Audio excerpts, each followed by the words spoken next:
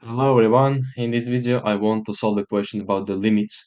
Usually in high school or middle school, you can see that question about the limits, and what you think you have to do first is just uh, consider as x or y as zero immediately, and you put them as zeros, and in the answer is going to be zero, which is not correct.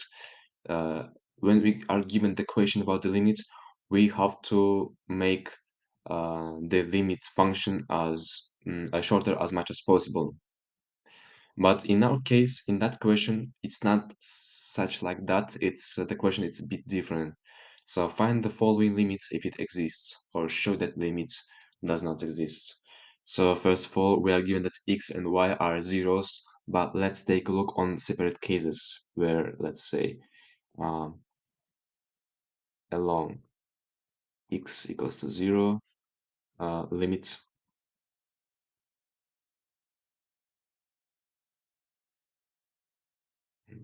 y squared times sinus square 0 over 0 power 4 plus y power 4 is going to be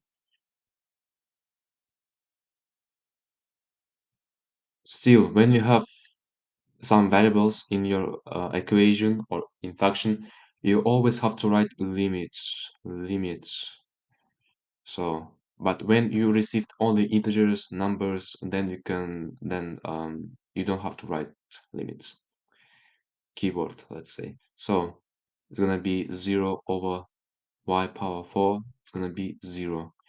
Okay, let's take a look on if y equals to 4. Actually, it's 0, sorry. Limit xy 0 squared times sinus square x over x power 4 plus 0 power 4, then limit 0 over x power 4 is going to be 0.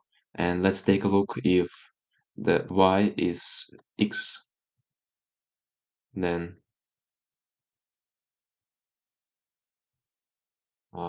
x squared times sinus square x over x power 4 plus x power 4.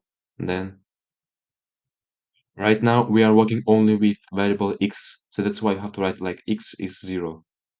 We forgot about the y, so uh, x squared sinus square x over 2x power 4.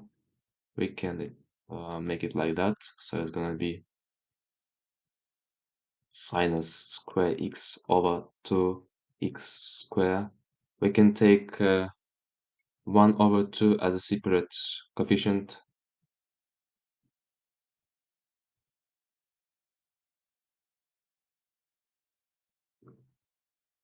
This expression means minus 1 by formula. So it's gonna be 1 over 2 uh, power 1 equals to 1 over 2. So let's write like the explanation.